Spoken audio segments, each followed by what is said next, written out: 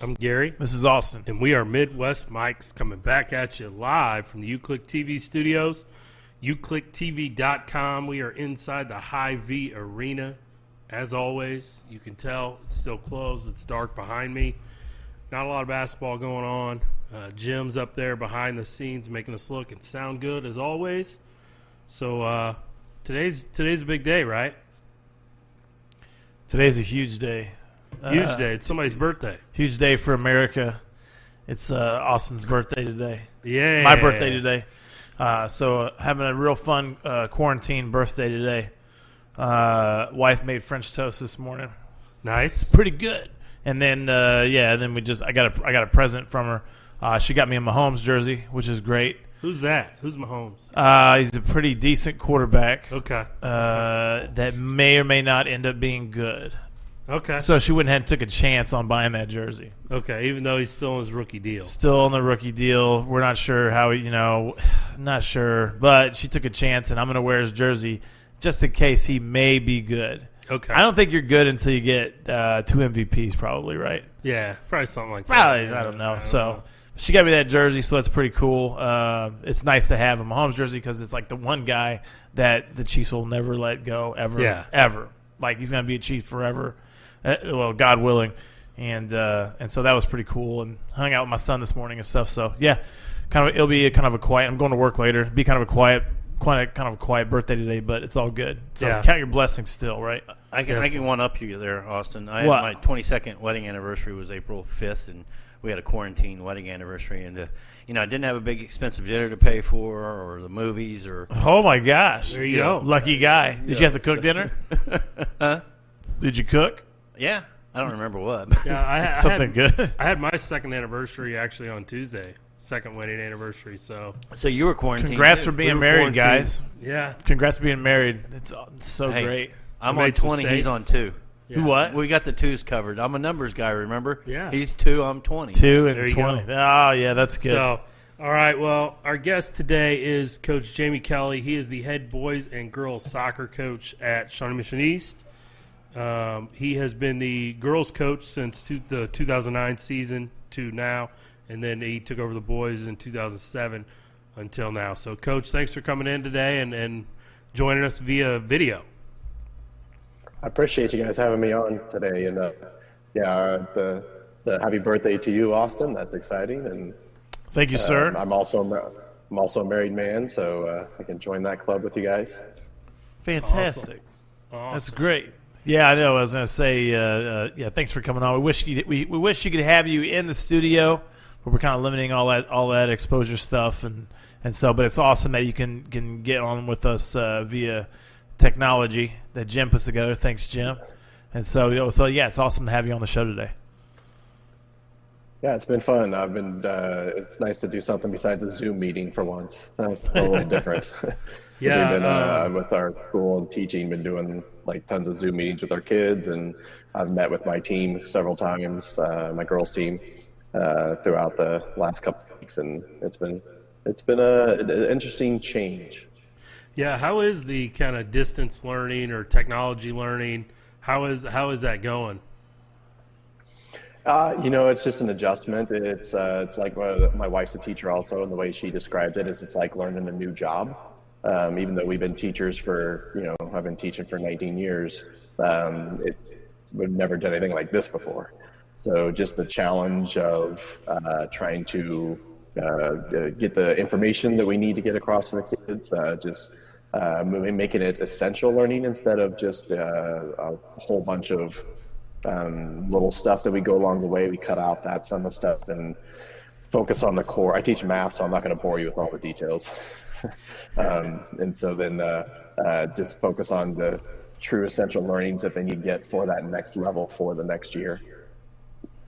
Yeah, it's definitely, it's been an adjustment for me, like as a sub, so I haven't messed with any of that. But on the parent side of it, I see my kids doing it through their district out in Raymore Peculiar, and so it's been an adjustment. I mean, luckily, I'm able to help them with, most of their stuff. They're finishing up 5th grade and 8th grade, so it's not above my head just yet.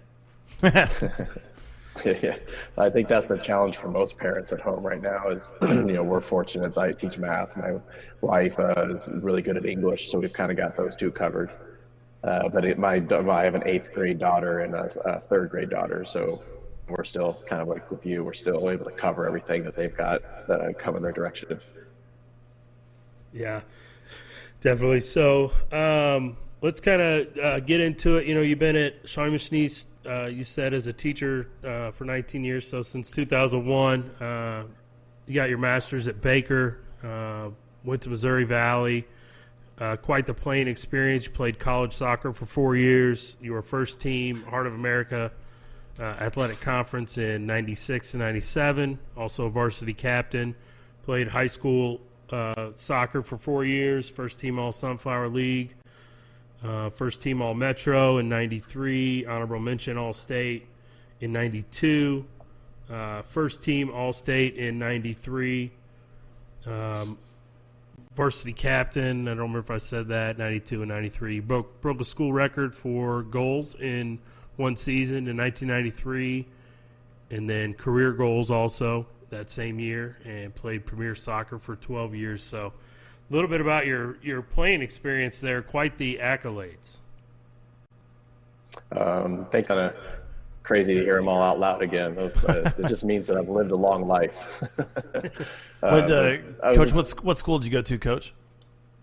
High school, I actually went to Shawnee Mission East. Oh, did you? Cool. When I was here, so and then I went to Missouri Valley College down in Marshall, Nice. Missouri, and on a scholarship, and just worked hard to do everything that I did. It's just trying to instill that hard work that it took for me to be able to accomplish all those things, and to my players now to try to show them what it takes to play at that next level. And hopefully try to go further with not only being the athleticism of playing in the game, but also the student side of it too. Make sure that their grades are where they are so they can get to that next level and be able to play in college and have success doing it. Yeah, that's the thing. I always try to tell kids too, is your grades are the first thing any college is going to look at. So that's the first thing that can make you not eligible to accept a scholarship, no matter how good of a player you are. Yeah, for sure. You really limit yourself. If you're a fantastic player, and you don't have the grades, then JUCO's the best you're going to be able to do, because JUCOs can get those players in to help them get their grades up to then go on to that D1, D2, D3 level or NAI level. But if you have all A's and you do well on your ACT, SAT, well, you're a great player, then you can pretty much write your ticket, to wherever you want to go. So don't always talk about not limiting yourself, and maximizing your potential as much as possible as a student athlete. Very cool. Coach, do you get more, now we know it's a little bit different, but is it more joy or more fun doing all those things you did as a player or as a coach now? Oh, that's a good question. I think that I appreciate more now as a coach what I was able to accomplish is probably the best way to say it, because you don't realize it when you're playing in high school, when you're playing in college, that excuse me, you don't realize that at some point, especially in high school, that your playing time is going to come to an end. You think you're going to play for, and then. Being able to, have some individual success was nice, but we never won a state championship at East. We never won a conference title at Missouri Valley, so I missed out on a lot of those team rewards. And to be able to see that with my high school teams, we've won conferences several times. For boys and girls, we've won regional titles. We've gone to state with the boys. We got 3rd in state, which is the best we've ever done in the history of our school. So to see those team accomplishments happen and the joy is on the kids' faces is extremely rewarding as a coach. Yeah, a few of your accomplishments as a coach, with the boys teams, the Sunflower League title in 2010, Sunflower League Coach of the Year in 10 and 16, regional titles, several, 2007, 2012, 2013, 15, 16, 17, 18, 19. State Final 4 in 2012 and 16. You took 4th, and then 18. You just mentioned the 3rd place finish. Career record 150 and 66 and 10. And then with the girls, Sunflower League titles 2010, 11, 13, 14, 19. Sunflower League Coach of the Year 2010, 13, 19. Regional titles 2010, 11, 12, and 19. And then your career record 105, 45, and 10. So quite the list of accomplishments there also, since taking over these respective programs. I think he needs a stadium or at least a field named after him. I know. Let's go. All right. Yeah. Let's start make that it happen. fundraiser at the East Fund this year, Coach. Let's make it happen. You coach anywhere long enough, then you're gonna get a lot of wins and everywhere. So it's still high school sports, right? It is, yes. It's fun to have all those accomplishments for my teams and those players and what they've been able to do, because you can think you're a good coach or a bad coach, but it's about the players you have and what they do on the field makes us coaches look really good. Yeah, I was gonna say Gary's talked about before. One of the best things that he loves about coaching is that when teaching somebody a certain technique or whatever, whether it's football, soccer, or whatever, and then actually seeing them execute it to where like the way you taught them. He said that's like one of the biggest things he feels like super accomplished when that happens. Like there's no greater feeling than that.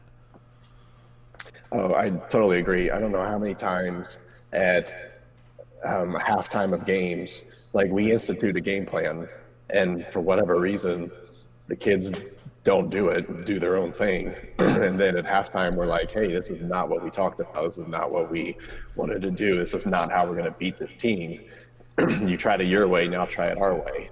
And then they go out and do what we asked them to do. And next thing you know, we're walking away with a W under our belt. And after the game, it's like, okay, so did we see what just happened? Please trust us as coaches. We know what we're doing, how to incorporate what we need to do to win against this team and this opponent. It may be different than that opponent. And it's just that education, trying to get the kids to understand, that there's more than one way to do things. Sometimes we have to make adjustments, and we incorporate that into life lessons as much as we possibly can. Because it's just like any job. We'll look at us now. We can cry and whine about not being in our classrooms right now, but that's not going to do any good. So how do we go forward to, adjust and make it happen so that we can all still learn and accomplish something together instead of, whining and crying about it, which isn't going to do any good. Yeah, learn how to adapt to certain situations. One thing that'll help you out too, and I can help you, I'm going to print off a copy of this resume that we have here from yours, and I'm going to like frame it for you. You can put it in the room, and when you're talking to the kids, you go, "Look at this! I know what I'm talking about, guys. I know what I'm talking about." I like it. Yeah, that's one of the great things I think about organized team sports. You touched on it a little bit there. It helps you to learn life skills more than. It's more than about the soccer with you. It's more than about the football with our program, and Coach Hare with the basketball program, and Coach Lawrence, and all of our great coaches that we have at Shawnee Mission East. I know that that's a big piece of what we try to instill is, we're trying to win games and we're playing a sport, but we want to teach you about life and how to adjust and adapt when you have to. Yeah, I think that's the main thing, is because we talk about all the time that, like, especially after like a hard loss, like I'll say, if this is the worst thing that ever happens to you, you will have lived a fantastic life. Because it's one of those things that we all have someone who we've lost someone too soon, a grandparent, we've always had someone who, maybe might have cancer. It seems like everybody knows someone who has cancer at this point.